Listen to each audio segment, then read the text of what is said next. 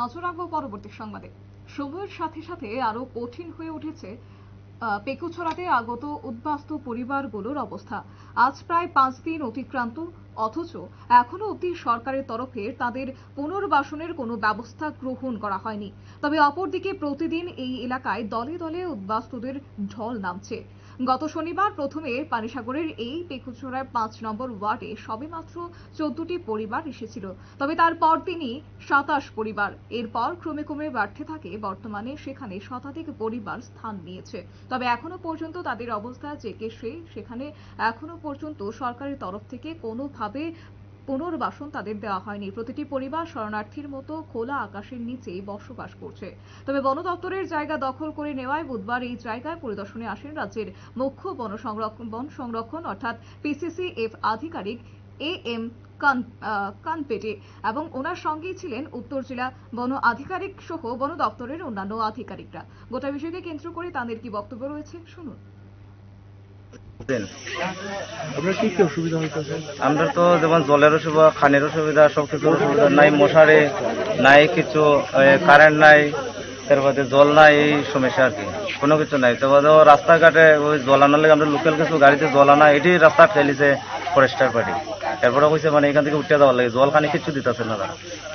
আমরা কিছু বাচ্চা কাচ্চা আছে, তারাও কিছু অসুস্থ হয়েছে, মশারি নাই, কিছু নাই, কোনো কিছু সুবিধা দিচ্ছে না সরকার থেকে এখন পর্যন্ত। আজকে যে অফিসার আইছিল তাই নাহলে কোনো কথা হয়েছে না, তাই না কোনো আমরা কথাই হয়েছে না, তাই না আইসে আর গেছে দেখে। আপনারা কোন রকম খাওয়ার না, কোনো কিছু ব্যবস্থা করছে এখন কি খাইতেছেন? তখন তো এমনি এমনি ওই যে মনে করেন ওই ক্লাব থেকে সাহায্য টাহ্য করে ওইটি আর কি, একবেলা খাইলে 3 বেলা খাওয়ান যান না, বহুত আছে ওখানে উপাস খাইছে না সকাল থেকে।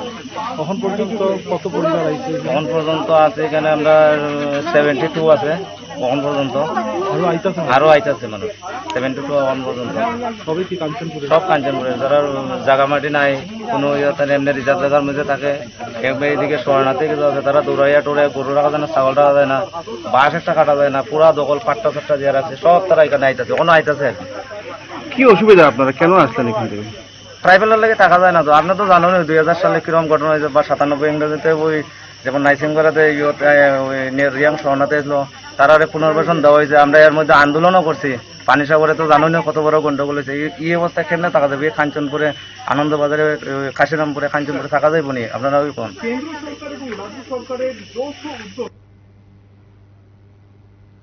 আপনারা শুনলেন তাদের বক্তব্য, এবং এক্ষেত্রে বলা যায় একেবারে উদ্বাস্তুদের উচ্ছেদ করতে এবার সচেষ্ট হয়েছে বন দপ্তর। প্রায় 72 পরিবার এবার খোলা আকাশের নিচে আশ্রয় নিয়েছে এবং ইতিমধ্যেই বেলা 12টা নাগাদ তারা পেকুছড়ায় উদ্বাস্তুদের দ্বারা অধিকৃত বন দপ্তরের ভূমি পরিদর্শন করেন। তবে অবশেষে কিছু না বলেই বেরিয়ে যান বলে তাদের দাবি।